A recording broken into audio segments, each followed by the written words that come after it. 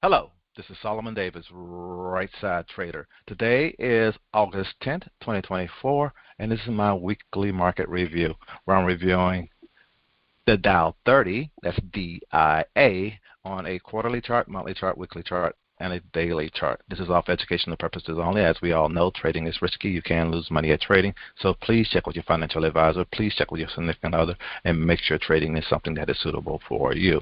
All right, let's jump over to these charts and see what we see here on the Dow. The Dow, the little stocks that act like a big boy, kind of strange to me. And that's probably why it doesn't trade it as much. All right, but let's just take a quick look here. And that's one of the things that a lot of people talk about. If you only have a handful of stocks that you actually are trading, then you get where you know those stocks. You get where you're watching those stocks all the time, just like I'm doing with the indexes here. So it's not like you're not reacting as much to the market. You get where you kind of, like I always say, I expect certain things to happen. So again, it makes it easy trading for me, trading around these indexes and any of these indexes that I decide to trade. But usually I'm only trading the Qs or the Russell at this time. But every now and then I might jump over here to the Dow because I trade it. Every now and then I might jump over to the SPY because I'm watching those and I kind of see and I can expect certain things to happen. That's why it is a fairly good thing to, like a lot of the guys out there, advertising, marketing, and trying to sell and make their money selling things where you only trade a handful of stocks. You get to know those handful of stocks and you can become very, very good at trading that handful of stocks. It's not a bad thing at all. All right, but let's get on in here into looking at these quarterly charts on the Dow. The Dow is now still hanging out below that yearly R1. It's forming a doji there, and inside kind of like a bullish harami at a top. Not in the perfect location, so again, we always kind of mindful of that because the location is not right at this time, and we do have a lot. It is a doji with a long tail at the top, and also again, it's just hanging out. Be careful.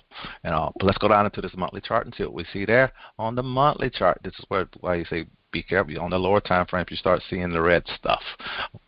This monthly has been a pretty big red. It's a red piercing pattern, a bearish piercing looking pattern. It did come down to this 10-9 moving average that I have on here and bounce just below pivot and bounce and all here on this quarter. These pivots actually lining up just perfect and all. And like I say, the Dow is already, it started out above pivot. I expect it to stay above pivot, and it already came below pivot and it already bounced back above pivot. So that's kind of like it's trading the way I would expect it to trade based on how I like looking at things and with the pivots that I'm actually using.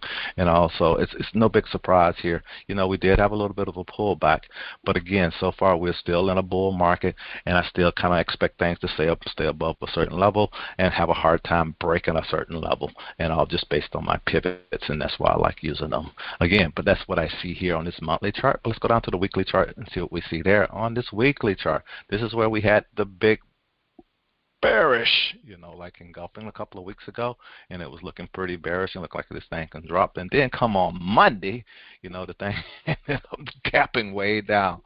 Didn't expect that, but we knew something was going on. The market gave you a warning, and all. At the end of by the end of the week, you knew something wasn't quite right, and all. And then you got the surprise, and it's just about and pulled it all back. That's the whole thing. It gets where don't panic, if you haven't done anything already, because again, I'm steady saying protect your money, sell your puts, do whatever you both should be doing, but you do what you want to do. It's your money and all. And you probably got plenty of money anyway. So, but you can see it dropped down a little bit more than what we kind of really expected here and all. It can't drop completely out of the channel. It's actually then pulled back. The question is, what are we going to get a follow through come next week and maybe get back up the pivot? Again, since we started out this month below pivot, the thing is getting back above pivot by end of the month. It'll be a very tough thing, but it can happen.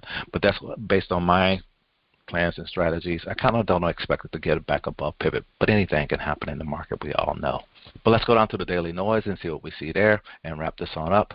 And this is this daily noise. This is this thing where we had the warning signs already in the market, this bearish looking pattern here at the top. Then the next day it did that.